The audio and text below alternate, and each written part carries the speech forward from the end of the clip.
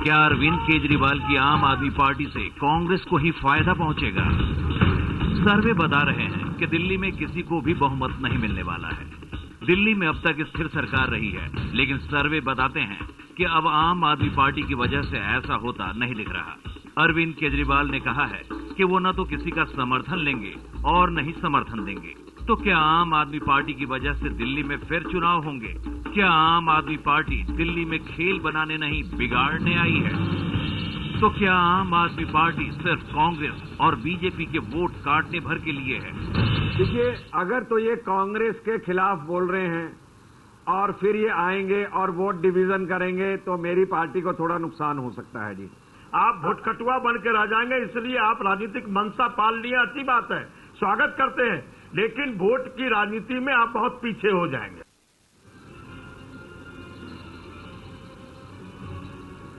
तो सवाल यह है अरविंद जी, सिवाय आपके सर्वे के बाकी सब आंकलन ये हैं कि आपको अच्छी सीटें मिल सकती हैं, लेकिन सरकार नहीं बन सकती, बल्कि किसी की सरकार नहीं बनेगी, ऐसी स्थिति पैदा हो सकती है। इससे दिल्ली को नुकसान नहीं होगा? नहीं, मैं चाहूंगा कि जो बीजेपी और कांग्रेस वालों का पीठ पीछे, पर्दे के पीछे जो आपस में समझौता है, इस बार खुल के मिलके बनाए ना सरकार दोनों। वो तो कहते हैं आपका पीठ पीछे समझौता है, एक कहता है आपका कांग्रेस के साथ है, दूसरा कहता है बीजेपी के साथ है, आप कहते हैं उन दोनों का है, तो जनता क्या समझे? ये बड़ा इंटरेस्टिंग है। अभी दिल्ली के अंदर बहुत लोगों के पास फोन जा रहे हैं, अभी भी आपके इसमें बीजेपी वाला और कांग्रेस वाला दोनों मिलके बैठ के कह रहे थे ये हमारे वोट काटेंगे, ये उनके वोट काटेंगे। बच्चों की तरह रो रहे हैं दोनों, हमारे वोट काट दिए, हमारे वोट काट दिए, हमारे वोट काट दिए। आजकल एक फोन जा रहा है दिल्ली में, कांग्रेस वाले फोन करा रहे हैं। फोन कहता है केजरीवाल ने अन्ना को धोखा दिया, केजरीवाल ने इनकम टैक्स को लूटा, केजरीवाल बीजेपी का एजेंट है, बीजेपी के साथ जाके मिल जाएगा, केजरीवाल को वोट मत देना, बीजेपी को वोट मत देना।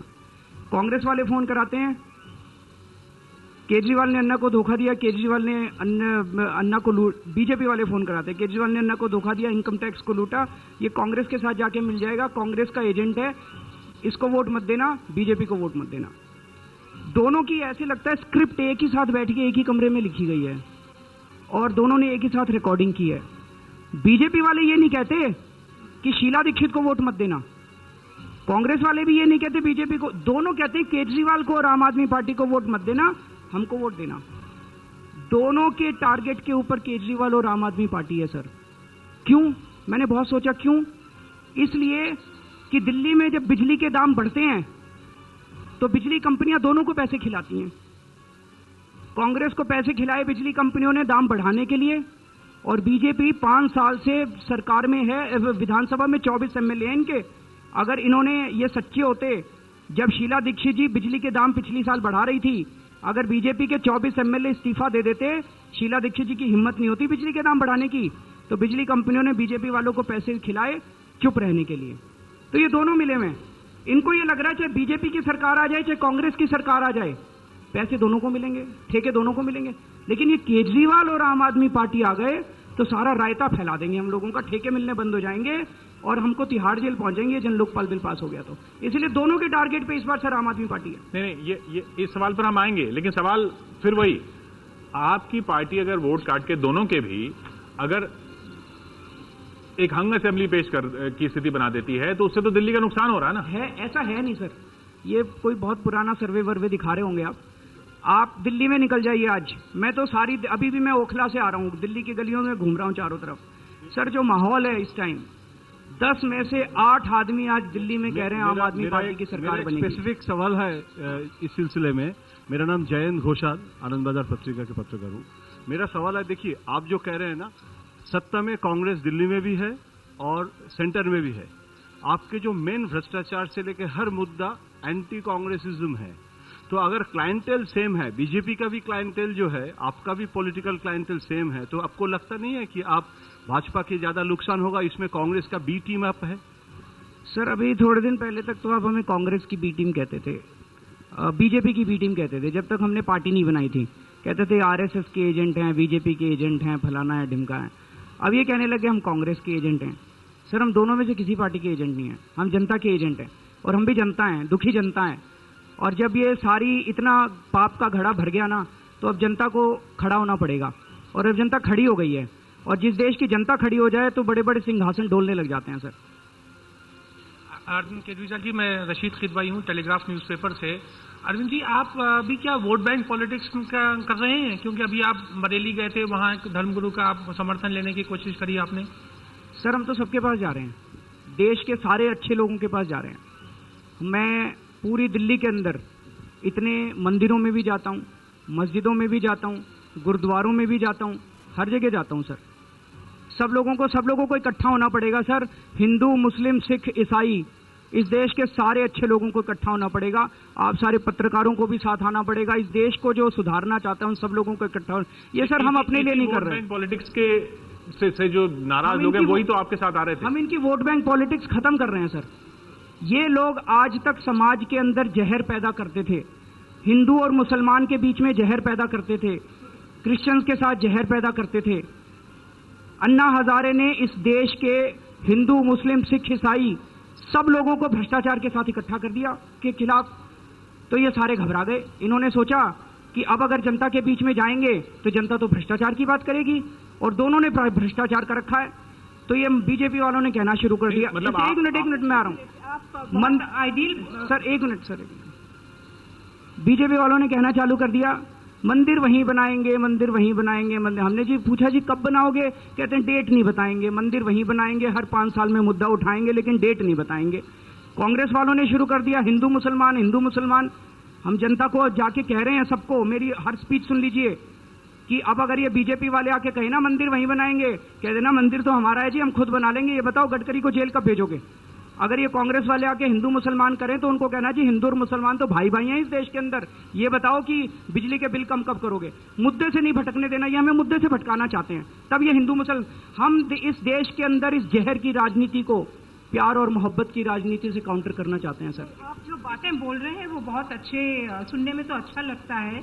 लेकिन मेरा नाम है राधिका, मैं टेलीग्राफ न्यूज़पेपर में हूँ। लेकिन जिस मौलाना से आपकी मुलाकात हुई थी तौकीर रजा के साथ, वो हाल ही में अरेस्ट हुए थे। बरेली में बहुत सीरियस रायट्स हुए थे 1 महीना तक, और उन्होंने कम्युनल स्पीचेस वगैरह दिया था, उसके कारण उनको दंगा भड़काने के आरोप में उनको अरेस्ट किया था।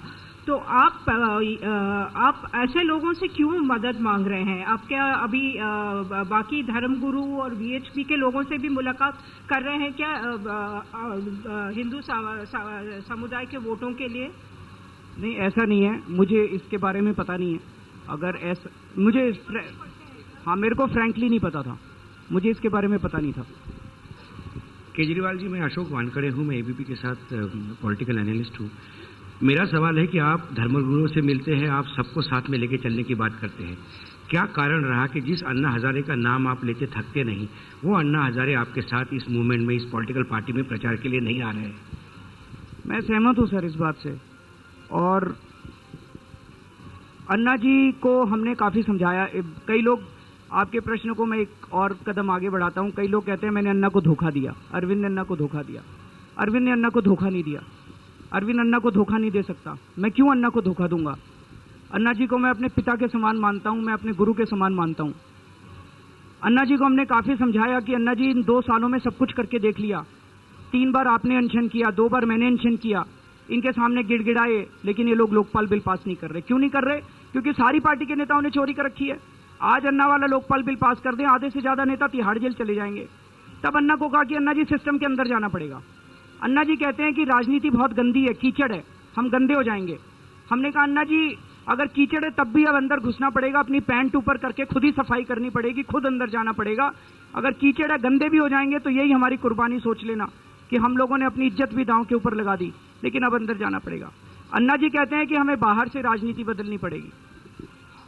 हाय अरविंद, दिस टीना शर्मा, मैं सोशल एक्टिविस्ट हूँ और विमेन का commodification in films and TV में उसके लिए PILs फाइट करती हूँ। मेरा प्रश्न आपसे यह है कि आपने आज तक 65 टिकट्स दी हैं। आर यू श्योर कि आपने किसी भी कॉन्स्टिट्यूंसी के जो कास्ट बेस्ड पॉलिटिक्स है उस पर टिकट्स नहीं दी हैं? क्योंकि I have data with me which shows कि आपने भी उसी तरह से, जैसे बीजेपी कांग्रेस जाट एरिया बाहुल्य क्षेत्र है वैसे टिकट देती है, तो आपने भी वैसे ही लोग चुने हैं। बट आपने सिर्फ उनकी छवि अच्छी है उसको इनकैश किया है, बट क्या आपके अंदर इतने गट्स हैं कि आप मंच पे आएं और उसको भी, जैसे आप अपना गुणगान खुद करते हैं, उसको भी बताएं कि हम अभी ट्रांजिशन पीरियड में हैं और इस चीज को हम भी लेकर चल रहे हैं जैसे और पॉलिटिकल पार्टियां चल रही हैं? ऐसा होना तो नहीं चाहिए, लेकिन अगर अच्छी छवि है और अगर अच्छी छवि के लोग सामने आ रहे हैं, और देखिए एक और भी चीज है, ये देश बड़ा विविध देश है, it's a very diverse country, और इस डाइवर्स कंट्री के अंदर हर किस्म के लोगों का प्रतिनिधित्व होने की बहुत जरूरत है। आपकी अगर पार्टी है, पॉलिटिकल पार्टी है, it should represent people from all sections of society, from all religion. Fine Arvind, I am cutting you here short. ठीक है, सेक्शन, सोसाइटी, सब कुछ ठीक है। क्या आप टिकट देते हुए ये देख रहे हैं कि इस एरिया में जाट वोट इतने हैं, इस एरिया में उत्तराखंडी वोट इतने हैं? क्योंकि मैंने बहुत क्लोजली आपके टिकट डिस्ट्रीब्यूशन को वॉच किया है and I have strong proofs for it, तो आप कहें तो मैं आपके साथ शेयर भी कर सकती हूँ। करिए, शेयर करिए। Arvind, I am Dr. Sambit Patra from Bharatiya Janata Party, and since I am from the opposition party that you have been accusing, तो मैं 2-3 सवाल आपसे पूछूंगा। मैं चाहता हूं कि आप मुझे थोड़ा वक्त दें। पहला विषय है कि मैं अटल बिहारी वाजपेयी के पार्टी से हूं, इसलिए तल्ख राजनीति में नहीं जाऊंगा, बहुत अच्छा कार्यक्रम चल रहा है। एक कहावत है अंग्रेजी में, नो हेड नो हेडेक, सर नहीं है तो सरदर्द तो होगा नहीं। स्वाभाविक रूप से आप राजनीति के पटल में भी उतरे नहीं है, तो स्वाभाविक है बहुत सारे प्रश्नों के उत्तर देने की आवश्यकता आपको अभी तक आन नहीं पड़ी है। दूसरा प्रश्न है, मेरे मित्र कहते हैं कई बार कि please allow BJP for 3 or 4 questions, very important points. मैं पूछ रहा हूँ, बिल्कुल मुझे पूछने दीजिए, बहुत महत्वपूर्ण सवाल आएगा इसके अंत में। अब्यूजिंग एंड एक्यूजिंग पार्टी है आप, और आज तक आप पार्टी किसी भी विषय को लेके कॉन्क्लूसिव एंड तक नहीं पहुंची है, जो कि एक एनजीओ भी कर सकती है। मगर मैं आऊंगा सवाल पे, लास्ट में मैं सवाल पूछूंगा। एक छोटा सा विषय का सवाल रख रहा हूं। एक कहावत है राजनीतिक गलियारों में कि पहला चुनाव हारने के लिए, दूसरा चुनाव हराने के लिए और तीसरा चुनाव जीतने के लिए लड़ा जाता है। तो हम तीसरे चुनाव में आपसे सवाल पूछेंगे दिल्ली को लेकर, मगर राष्ट्रीय परिप्रेक्ष्य में मेरा सवाल है कि आप 2014 में कंपीट नहीं कर रहे हैं। आपके नजर में हिंदुस्तान को नरेंद्र मोदी चाहिए या राहुल गांधी चाहिए? सर, ये आपके लिए सवाल हो सकता है, हमारे लिए नहीं है। हमें तो देश में भ्रष्टाचार से मुक्ति चाहिए। सर, ये आप सोच लीजिए, देश की जनता बता देगी। आप थोड़ा सा इंतजार कर लीजिए, 6 महीने इंतजार कर लीजिए, देश की जनता बता देगी। जी, आर.के. कपूर, एडवोकेट सुप्रीम कोर्ट बोल रहा हूँ। पहले कभी आपको याद है ये नारा आया था कांग्रेस की तरफ से, गरीबी हटाओ, तो गरीबी तो कभी हटी नहीं। अभी आप नारे तो दे रहे हो, करप्शन हटाएंगे, ये करेंगे, वो करेंगे, लेकिन जो आपने घोषणा करी है उसमें कहीं भी कोई प्लानिंग एग्जीक्यूशन की कहीं आपने दर्शाई नहीं कि आप ये कैसे कर पाओगे, क्योंकि ऐसा सिस्टम यही है कि आप 2-4 दिन में ही सब कुछ कर पाओगे। 2-4 दिन में तो नहीं होगा। अगर ऐसा हमारी बातों से हो गया, हम 2-4 दिन में नहीं कह रहे, बहुत डीप जा चुका है करप्शन, इसको दूर करने में समय लगेगा। लेकिन अगर किशोर जी मुझे 2-4 मिनट दें तो मैं बता देता हूं कि हमारे दिमाग में क्या क्या है भ्रष्टाचार को दूर करने के लिए। हम उसी मुद्दे पर आ रहे हैं आगे, तो उस सवाल पे ही चलते हैं।